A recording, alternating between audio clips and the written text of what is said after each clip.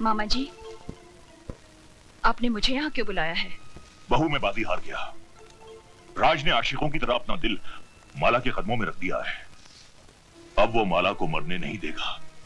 लेकिन मैं माला को जीने नहीं दूंगी। वो कैसे? आजकल हर घर में नई नवेलियां आग से जलकर राख हो जाती हैं। ये भी उसी तरह। Very good. तो फिर देर किस बात की? चिता सजाइए, लाश आती ही होगी।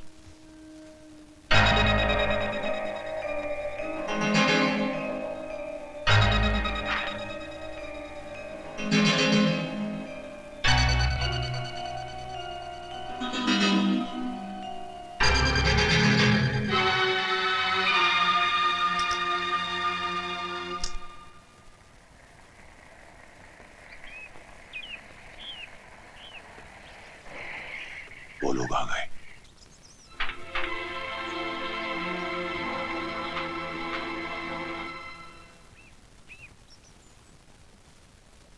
अरे भाभी, आप यहाँ? भाई मैंने फोन कर दिया था कि बहू की तबीयत खराब है, बेचारी दौड़ी चली आई। माला, मुझे माफ कर दो। मैंने तुम्हें गलत समझा। जिसे मैं पत्थर समझ रही थी वो तो हीरा निकली। राज, मेरी बहन को पलकों पर सजा के रखना।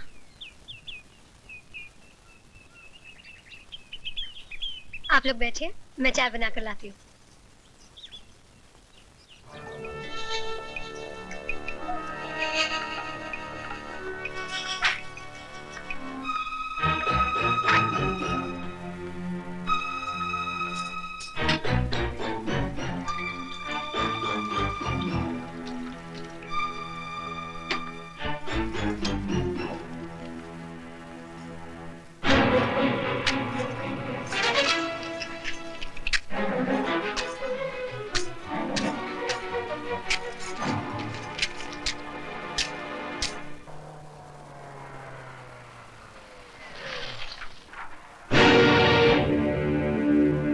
देखो संभाल के।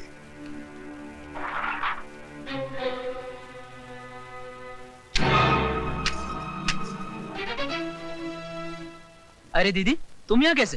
राज, सुना है तुम्हें सांप ने काटा था? हाँ, तुम्हारी भाभी ने तुम्हारे इस भाई की जान बचा ली, वरना अभी तक राम नाम सत्य हो गया होता। चुप। लेकिन सांप घर में आया कैसे?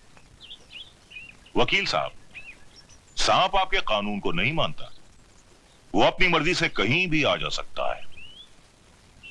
राज, भाभी कहाँ है? चाय बना रही है। मैं मिलकर आती हूँ। अरे सुधा दीदी, आप कब आई? बस अभी अभी। लेकिन तुम अंदर क्या कर रही थी? देखो ना, क्या बकवास माचिस है, एक भी तीली नहीं जल रही। बेटी ये लाइटर ले लो।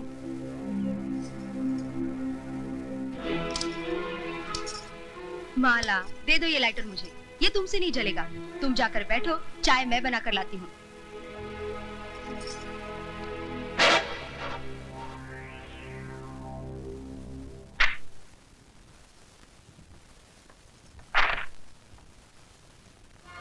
What?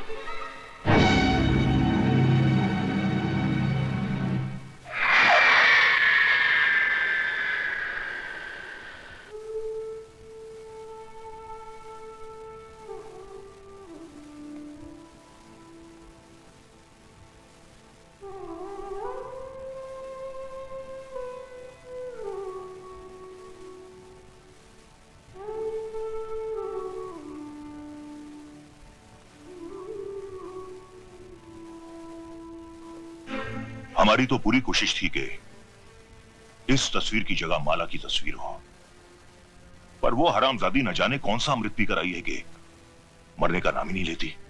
वो तो शुक्र है भगवान का कि किसी को हम पर शक नहीं हुआ, वरना अब तक हम तो जेल की चक्की पीस रहे होते।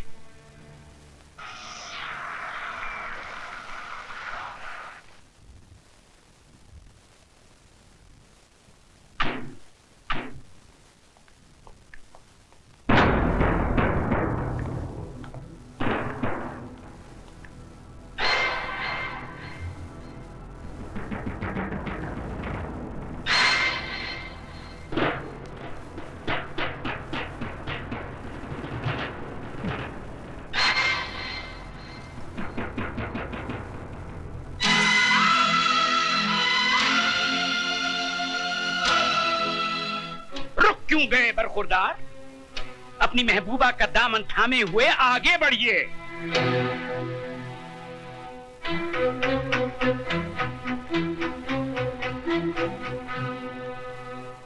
अब हमारी आंखों में आंखें डाल के जवाब दीजिए, क्या तुमने ये नहीं कहा था कि मैं किसी कीमत पे भी इस लड़की को नहीं अपनाऊंगा, हाई कोर्ट में मुकदमा लड़ूंगा, सुप्रीम कोर्ट तक जाऊंगा? कहा था। और ये भी तो कहा था कि मैं 7 साल की सजा काटने को तैयार हूँ, मगर इस लड़की से हरगिज शादी नहीं करूंगा। ये भी कहा था। तो फिर आज क्या हो गया? कौन सा तूफान उमड़ पड़ा कि जिस लड़की को हमारा खानदान अपने पैरों की धूल समझता है, उसी को तुमने अपने सर पर बिठा दिया? जिस लड़की ने हमें शहर भर में बेइज्जत किया, उसे तुम अपने दिल में बसा बैठे? जिस लड़की का रुतबा हमारे घर में एक नौकरानी से भी ऊंचा नहीं होना चाहिए था, उसे तुमने हमारे बराबर लाकर खड़ा कर दिया। क्यों राज, क्यों? वो मेरी भूल थी जिसके लिए मैं शर्मिंदा हूँ। जिस भूल पे तुझे आज शर्म आ रही है, वो भूल भी तू नहीं की थी। गलत। उस भूल के जिम्मेदार भी आप हैं। बचपन में जब मैंने माली की पीठ पर कोड़े बरसाए थे, तो आपने क्या कहा था?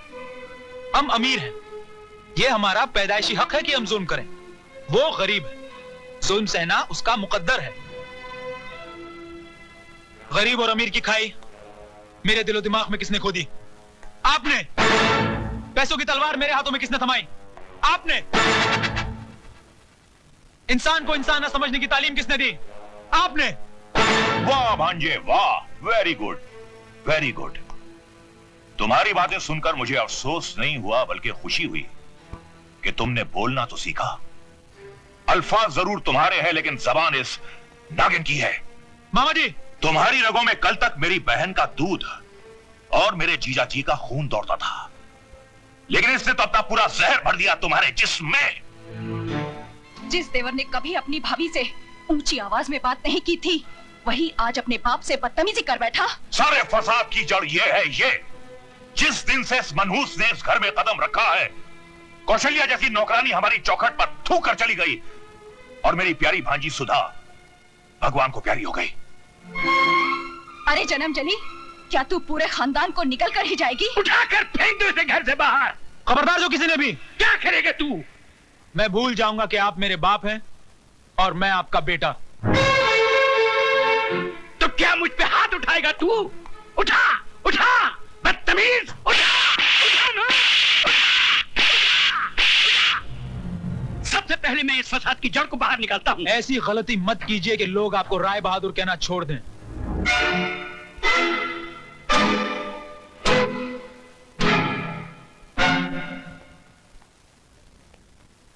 चलिए, अब हम यहाँ नहीं रहेंगे।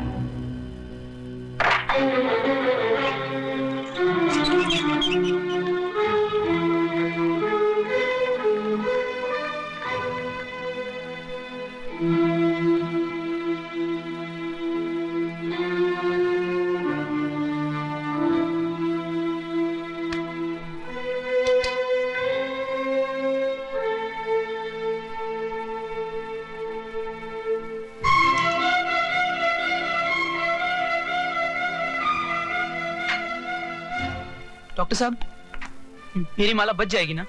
उसकी हालत बहुत नाजुक है, अभी कुछ कहा नहीं जा सकता, बट वी आर ट्राइंग।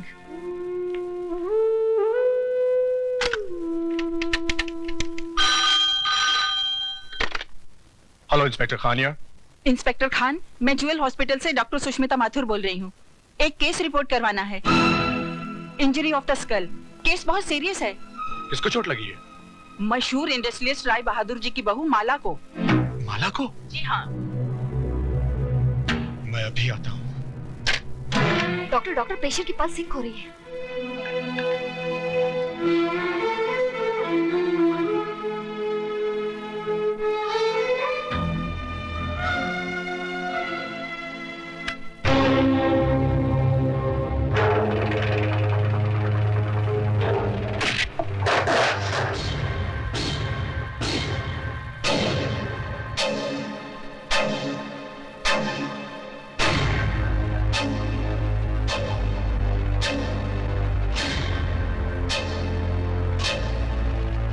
मेरी माला के हत्यारों, वो तो मर गई, अब तुम भी जिंदा नहीं रहोगे। राज, माला कैसी है?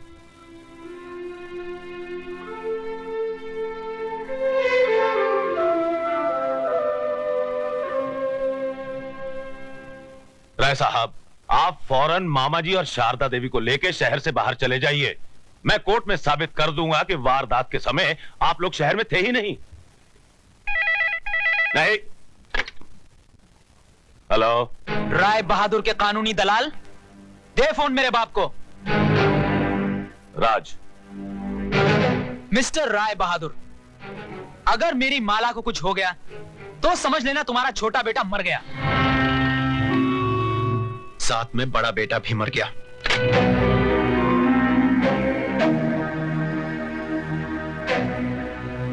बाबूजी, क्या हुआ? जीजा जी कुछ बोलते क्यों नहीं?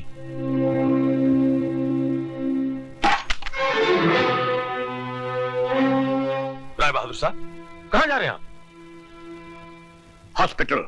लेकिन वहां जाने से केस उल्टा भी हो सकता है और हो सकता है आपको जेल भी हो जाए। अब तो फांसी भी लग जाए तो कोई फर्क नहीं पड़ेगा। ये दौलत, ये हवेली, ये सब कुछ मैंने किसके लिए बनाया था? अपनी छाती पर लाद कर ऊपर ले जाने के लिए नहीं, अपने बेटों के लिए, अपने जिगर के टुकड़ों के लिए। अगर वही नहीं रहे तो। जीजा जी, राज ने कहा क्या?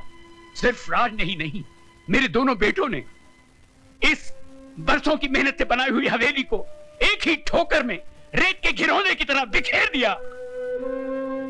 मेरे अहंकार के मुंह पर थूक दिया। कहने लगे, जाओ राय बहादुर, हम तुम्हारी औलाद नहीं, खरीद सकते हो तो अपनी दौलत से 2 बेटे खरीद लो। वाह ऊपर वाले, तूने आज एक ही ठोकर में मेरी सारी दुनिया मिटा दी। जीजा जी, जीजा जी, ये बुढ़ा तो सटिया गया है, खुद तो मरेगा, साथ में हमें भी जेल की चक्की पिसवाएगा। वकील साहब, अब आप ही कुछ करिए ना। अब मेरे हाथ में कुछ नहीं रहा, सब कुछ माला के बयान पे डिपेंड करता है। मतलब कि हमारी जान अब माला की मुट्ठी में कैद है?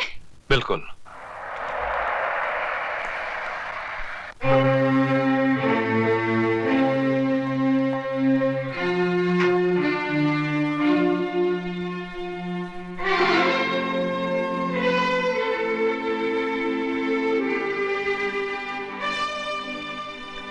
डॉक्टर, कैसी है मेरी बहू? अभी कुछ नहीं कहा जा सकता, शायद ऑपरेशन करना पड़े। तो कीजिए, दुनिया के बड़े से बड़े डॉक्टर सर्जन को बुलाइए, जितने पैसे लगे लगा दीजिए। देखिए, हम पूरी कोशिश कर रहे हैं। सिर्फ कोशिश नहीं डॉक्टर, मुझे मेरी बहू चाहिए। मैं आपके पांव पड़ता हूँ, मैं आपसे भीख मांगता हूँ। राय बहादुर दौलत के बगैर जी सकता है, मगर औलाद के बगैर बिल्कुल नहीं। डैडी, प्लीज संभालिए अपने आप को।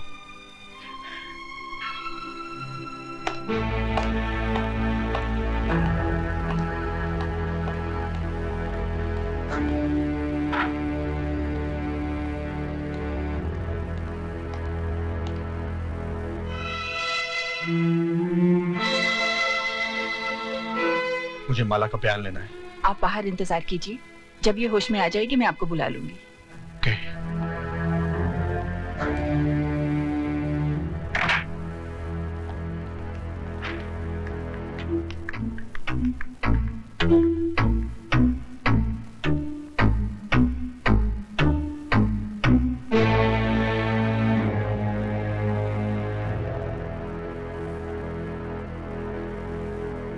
इंस्पेक्टर साहब, मैं अपना बयान देना चाहता हूं।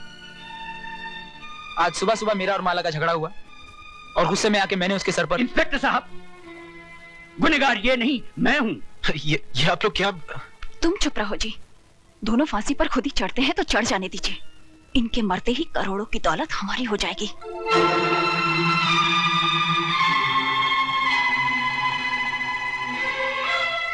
हरामजादी, कितना बड़ा कुआं है तेरे अंदर, जितनी भी दौलत डाल दी जाए कभी भरता ही नहीं। रमेश, आप बीच में मत बोलिए डैडी, यही है वो जड़ जिसने इस खानदान की हर शाख को जहरीला बना दिया है। अरे तू औरत नहीं, डायन है, डायन। मेरे डैडी का घमंड टूटकर बिखर चुका है, लेकिन तेरी भूख अभी तक नहीं मिटी। तुझ जैसी औरत को धक्के मारकर घर से बाहर निकाल देना चाहिए। कॉन्ग्रेचुलेशंस। माला की जान को अब कोई खतरा नहीं, आप लोग उससे मिल सकते हैं। बिल्कुल नहीं।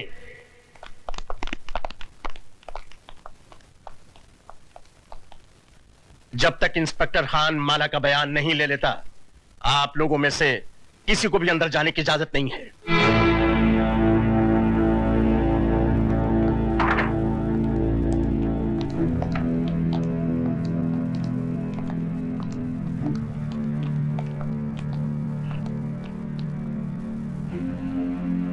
करतार सिंह, मैं तुम्हारा कसूरवार हूं, जो सजा चाहो दे दो।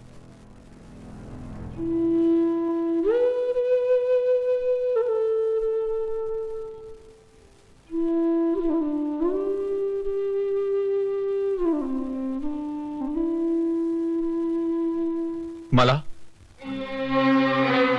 तुम्हारे सर पर ये चोट कैसे लगी? जी, मैं ये जानना चाहता हूं कि तुम्हें किसने मारा।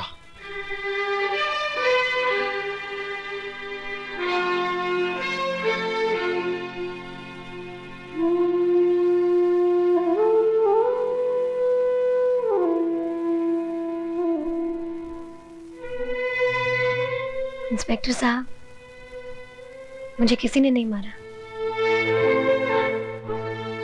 फिर ये चोट कैसे लगी? सीढ़ियों से उतर रही थी, पाँव फिसल गया। तुम सच कह रही हो? जी।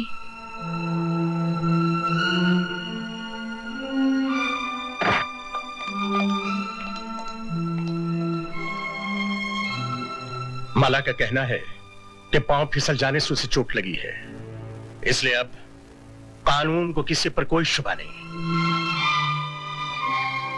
आप लोग अंदर जा सकते हैं।